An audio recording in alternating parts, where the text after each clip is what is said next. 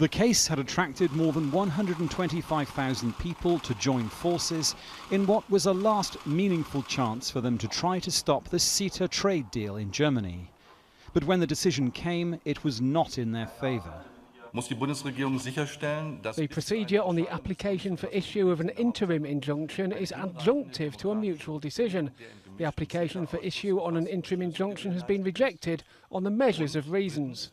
The CETA deal is a proposed free trade agreement between Canada and the EU. The aim is to remove almost all tariffs between the two partners. It will introduce an investment court system and will harmonise regulations while seeking to retain transparency and accountability. But this is opposed by human rights activists who say it threatens the democratic system. The level of opposition in Germany to this deal and another proposed between the EU and the US has been high. Last month, tens of thousands of people marched through the streets of Berlin to protest against the proposals. Marita Strasser represents one of the groups behind the latest case. She says, despite the court's decision, their fight will continue.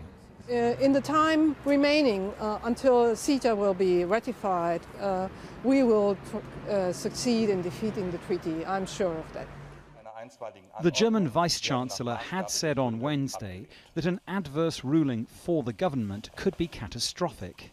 After the ruling, Sigmar Gabriel spoke of his relief.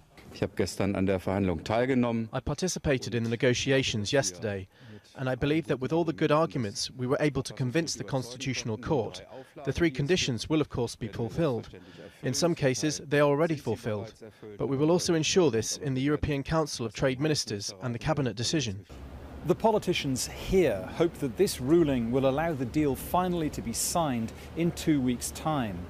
But there are other potential obstacles elsewhere in Europe that might still threaten that timescale. Dominic Kane, Al Jazeera, Berlin.